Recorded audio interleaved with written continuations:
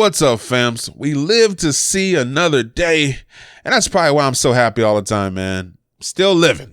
I love living, but I need some of these hookups that XXXTENTACION has, man. I need some of this stuff. This dude's in jail, and it seems like he has, like, the best internet in the world. Like, right now, this dude has better internet than I had a few years ago.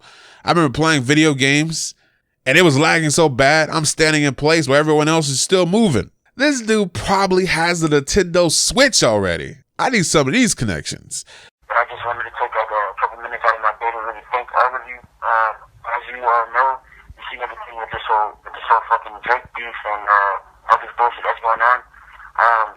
I mean, just to people that actually give a fuck and that are my actual supporters, he reached out a while ago. He reached out, like, even before the official interview, but I won't say any names as to who told me, because I want to keep everything discreet and not put anybody out there, put their necks on the line. And he reached out and actually said that he watched my interview and was pretty much saying that, he fucks with me and he fucks with me and my partner and he fucks with what we got going. So, like, that was pretty cool, you know what I'm saying? So, like, I didn't think the guy was actually going to go and, like, try and use the cadence or sound of my song. So, once it happened, like, of course I'm going to be angry at an artist, especially when I'm in jail, you know what I'm saying? Like, I want everybody to understand, like, the majority of my fan base are like, kids in my age or maybe just a bit over, you know what I'm saying? So we got all these newcomers and these new people making judgments just based off the fact that, you know, obviously I'm young and like Drake has been at the top for so long, but personally I feel as if we got enough power in our hands to where we could really make a difference and make sure this guy knows that he stepped onto the wrong territory. So you guys remember the beef between X and Drake, right? It seems like that's starting to sprout up again, and more information has been released on that whole ting. So if you guys don't know who X is, he's a popular rapper, and he's behind bars right now. He allegedly put his hands on a chick, hit her with some sweet chin music, went upside her head, hit her with a people's elbow. They locked him up. Can't be doing that kind of stuff. So he became very popular from a song that he put on SoundCloud, which is called Look at Me. Now, this song was blowing up, and it's still blowing up, man. Now, the reason the whole drama started between him and Drake is because Drake released a snippet from More Life, and he was rapping in that 3-word flow. Now, I call it a 3-word flow because when you listen to it, the person is like, he'll say 3 words, then he'll finish it up with a or ya or whatever. And that's why I call it that.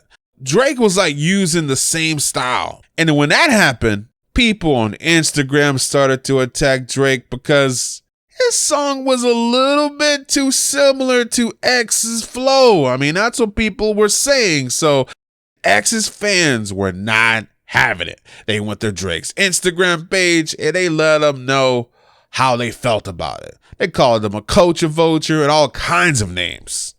Even X felt some kind of way because either he or someone else were tweeting from his Twitter account, and they had some things to say about Drake as well. I mean, flat out said Drake was still in his flow. Now, fast forward when Drake did the OVO radio interview.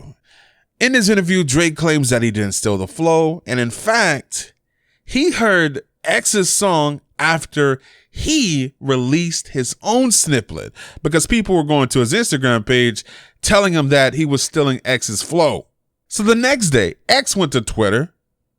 Either he or someone else tweeted out from his account. I'm not going to say no names, but it's funny how one of my niggas hit me up saying Drake watched your interview and fucks with you. Then he went on to say, now this pussy nigga trying to play it safe and play innocent, but it's cool. We all know Hotline Bling was a bite of cha-cha. I'm not the first nigga he bit, nor will I be the last. Drake's a pussy nigga. Money don't buy you respect. Drake's career is almost over. He better start investing money into real estate because once it's all over, he really gonna see the fake love. He said that, then it was deleted from his Twitter. You know, that's what people do, man. They say all this stuff, they just delete it from their Twitter. So do you guys remember the first tweet that I read where X was like, one of his dudes hit him up saying that Drake watched his interview and he fucks with him. Come to find out, the dude that X was talking about is a guy that used to manage him. Now, this manager also had connections with Drake's DJ. So Drake hit up his DJ, and the DJ hit up X's manager, and he was inquiring about X. Now, I don't know if he was trying to sign him to OVO, but Drake told the dude somewhere down the lines of, I really fuck with him, meaning that, he likes his music or likes what he's doing right now. And that's what Drake told him. So the manager is coming out and saying that. So this situation is tricky. You got a guy that's agreeing with X and saying that, yeah, Drake did reach out to me. He knew of me before he released that song. So how didn't you bite my style? And they're saying Drake contacted them a week before that snippet was released. And Look at Me was already out, and it was bubbling on SoundCloud, and it was going. So this whole situation is pretty crazy. Now, here's the thing, man. And this right here kind of makes me think that Drake may be telling the truth. I want you guys to really listen to this, man. We're living in a day and age where everybody records everything, man. Like, it's crazy. You can barely say something to someone without them recording your conversation, especially when you're in the same field as them, man. Like in the whole YouTube world, there's other YouTubers like you could be talking to them about some drama with some other YouTuber, right? And they'll record your conversation. Now, the same thing happens in rap. We've seen this a lot where dudes are talking to other rappers and they're recording conversations, right? I would think if this guy was talking to Drake, that someone would have probably recorded that conversation. Now, I could be wrong on this. It is quite possible that Drake did know of X and listened to his music before he released his own. It's quite possible.